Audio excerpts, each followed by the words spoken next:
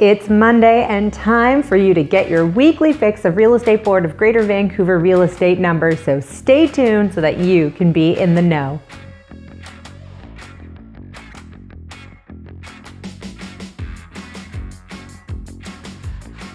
Thanks for tuning in to the Monday Market Monitor as we look back at August 1st to August 7th numbers for the Real Estate Board of Greater Vancouver. We are officially coming to the end of the dog days of summer, and if you are like me, when you scroll through that Facebook feed, you begin to notice just how many people are away or are on vacation, and that's having a significant effect on our real estate market.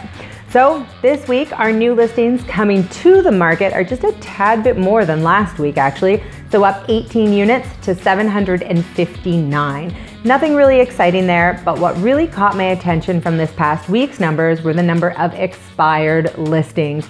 They were a total of 279 listings that expired or came to the end of their contract this week. And that is an absolute crazy number and the highest that we have seen in a very long time.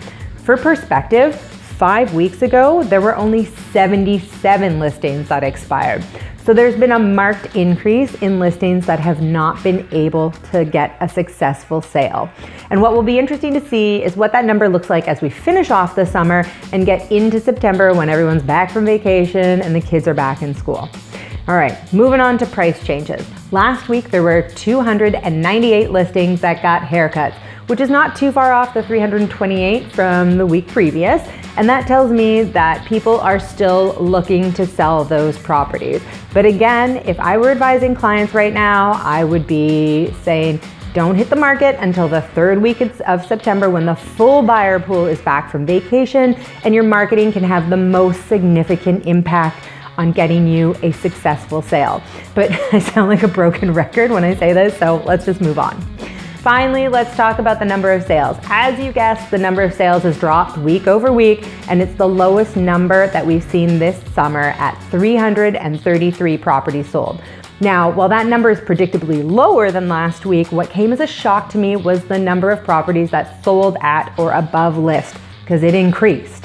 So I've only been tracking this specific stat for about 3 weeks now, and here is the progression thus far. 3 weeks ago, 26% of the listings sold at or above list. Then the following week, it was 26.5%, and this past week, that number crept up again to 27.3%. Now, I'm not gonna say that this is a trend yet, but what it's starting to look like is one. And that number, we're gonna keep an eye on it moving forward. And I also wanted to touch on one more intriguing number for me here was out of the 91 listings that sold at or above their list price, 61 of them were under $1 million.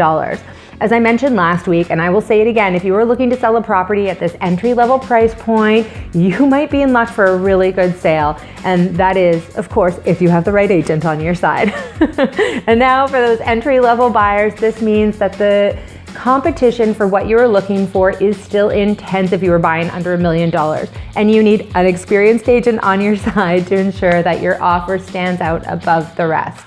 But enough about the numbers. Get out and enjoy the last dog days of summer, friends. And thank you again for tuning into your Real Estate Board of Greater Vancouver real estate numbers and your Monday Market Monitor.